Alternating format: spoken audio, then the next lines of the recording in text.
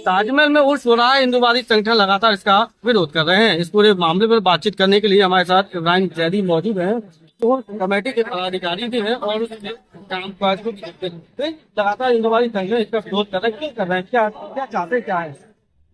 देखिए, कुछ लोगों को छपने की आदत होती है, तो कोई ना कोई ऐसा इशू उठाओ जिससे कि मीडिया में छप जाए, और जिसकी जैसी मानसिकता होती है वैसे ही वो व्यक्ति काम करता है। जो उनका जो काम है वो कर रहा है, हमारा जो काम है हम कर रहे हैं।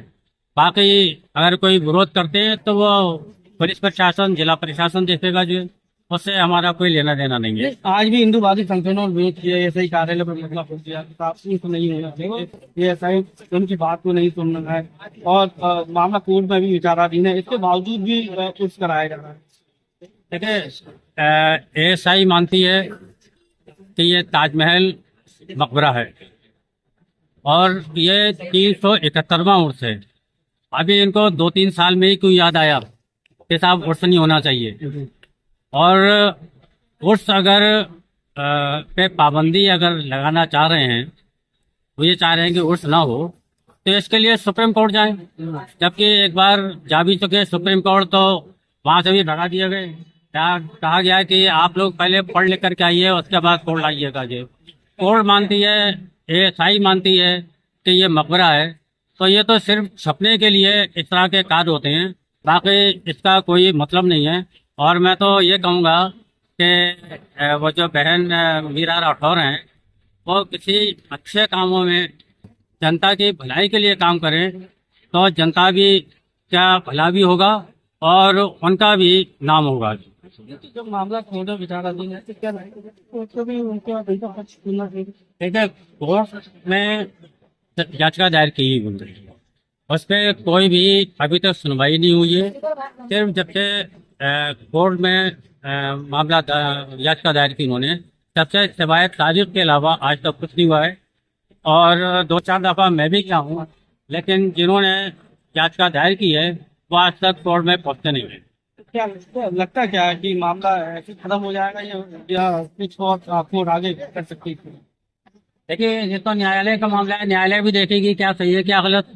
जी, ये तो न्यायालय के ऊपर डिपेंड करता है, वो क्या निर्णय लेती है।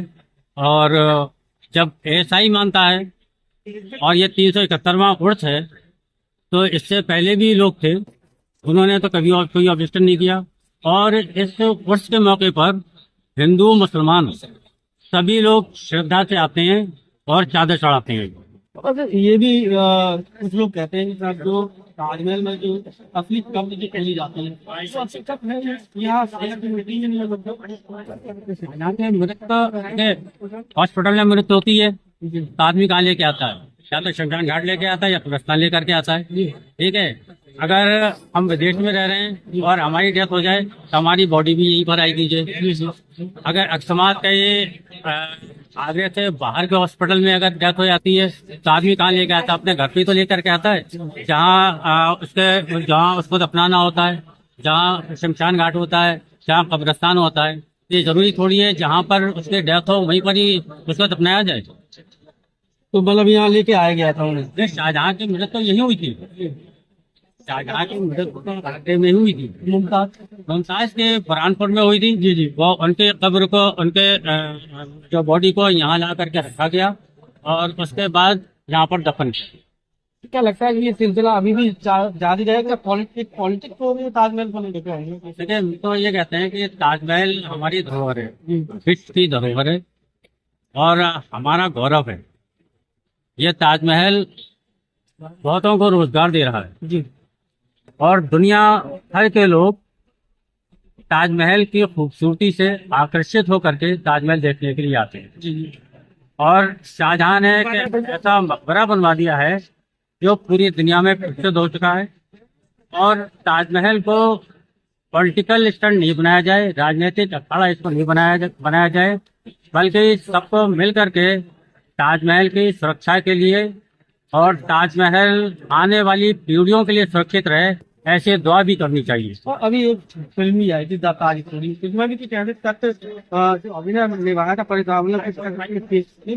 अंत में जो एंडिंग थी उसकी ज्यादा कुछ जवाब ही नहीं दिया, लोग आज भी संशय में रहते हैं। तो क्या लगता है क्या है? क्या आपके संशय में चले जाएंगे?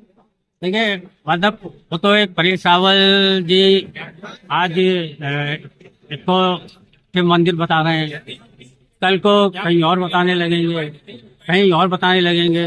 तो एंड में जब फिल्माया जाएगा, कोर्ट का दृश्य आएगा, तो उसमें कोई नतीजा तो निकलना नहीं है। ऐसा ही इस पिक्चर में हुआ। और कुल मिलाकर के परेश रावल को भी मैं सलाह ये दूंगा आपके माध्यम से कि ऐसी स्टोरी बनाएं जिससे कि समाज का भला हो, देश का भला हो। ये राजनीति जो हो रही है आज के दौर में, वो लोगों को बांटने का काम कर रही है, जबकि राजनीति ऐसी नहीं चाहिए। लोगों को जोड़ें, लोगों में प्यार मोहब्बत बढ़े। वर्षों से, सैकड़ों सालों से हिंदू मुसलमान एक साथ रहता चला आ रहा है। आज हमारे कारोबारी भी एक साथ होते हैं, हमारा मिलना जुलना भी होता है, शादी ब्याह में, मरने जीने में एक दूसरे के साथ खड़े होते हैं। तो जब अब तक ऐसा होता चला रहा है, तो अब कौन सी ऐसी परिस्थिति आ गई कि डिवाइड करने के सोच लोगों को बन गई है। ये सिर्फ पॉलिटिकल है, जो आज पॉलिटिक्स जो चल रही है उसी के ऊपर परेश रावल जी ने पिक्चर बनाई है। और इसी तर्ज के ऊपर हमारी बहन मीरा ठाकुर राठौर भी जो है वो भी चल रही है। नाम और पद बता। सैयद इब्राहिम हसन जैदी, अध्यक्ष ताजमहल कमेटी। फिलहाल इब्राहिम जैदी ने साफ तौर से कहा है कि ताजमहल अब पॉलिटिक्स अखाड़ा बन गया है, हिंदूवादी से पॉलिटिक्स के तौर पर इस्तेमाल कर रहे हैं। लेकिन ताजमहल सैकड़ों नहीं हजारों लोगों को रोजगार दे रहा है। ताजमहल के नाम पर डिवाइड एंड रूल वाला हिसाब नहीं होना चाहिए, बल्कि जो ताजमहल है, जो धरोहर है, उस धरोहर को और संरक्षित करके रखना चाहिए, ताकि यहाँ से लोगों को रोजगार मिलता रहे। अपने साथी मुकेश के साथ सत्येंद्र कुशवाहा, आगरा।